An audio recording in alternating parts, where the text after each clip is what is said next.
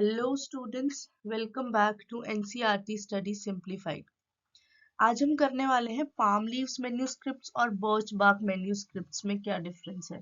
हमने मैन्यूस्क्रिप्ट्स में कई बार ये पढ़ा है कि जो मैन्यूस्क्रिप्ट्स थी वो या तो पाम लीफ पे लिखे जाते थे या बर्च बार्क पे लिखे जाते थे।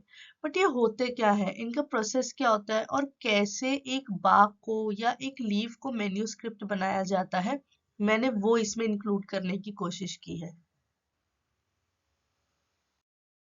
यहाँ पर पूरा प्रोसेस मैंने समझाने की कोशिश की है कि पाम लीफ मैन्यूस्क्रिप्ट्स कैसे बनाए जाते हैं। फर्स्ट ऑफ ऑल आप लोग देखिए कि पाम ट्री इस तरीके से दिखता है, ये पाम लीफ होता है।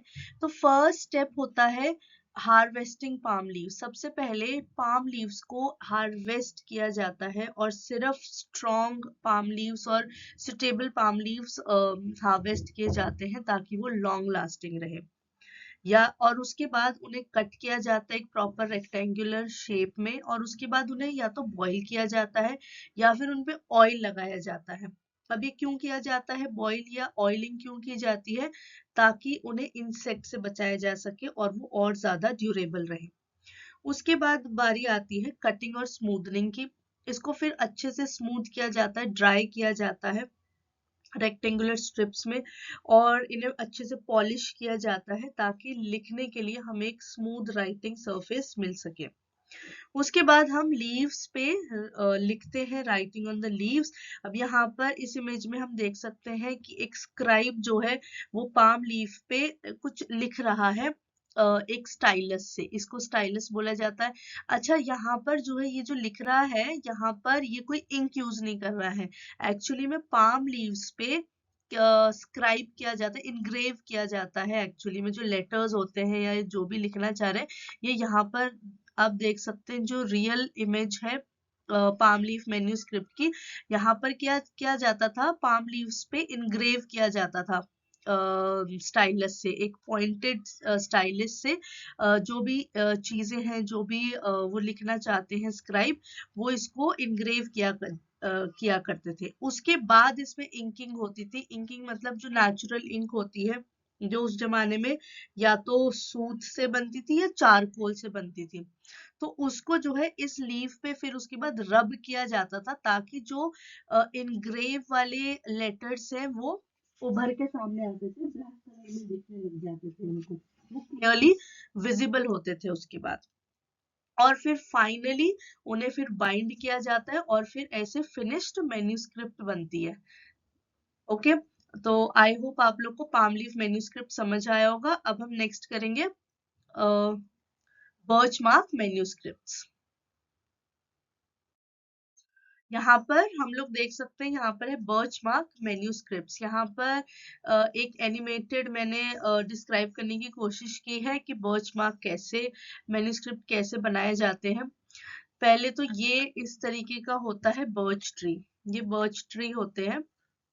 अच्छा, ये जो बर्च ट्रीज होते हैं ये ज्यादातर नॉर्थ में पाए जाते हैं और जो पाम ट्रीज हैं वो साउथ में पाए जाते हैं। इसलिए हमें जो बर्च मार्क मैन्यूस्क्रिप्ट्स हैं वो नॉर्दर्न साइड में ज्यादा देखने को मिलते हैं, और जो पाम लीव्स मैन्यूस्क्रिप्ट्स हैं वो हमें साउथ में ज्यादा देखने को मिलती है। अब यहाँ पर नॉर्थ में जो है वो बर्च ट्रीज ज्यादा देखने को मिलते हैं, तो इजीली अवेलेबल है नॉर्थ में।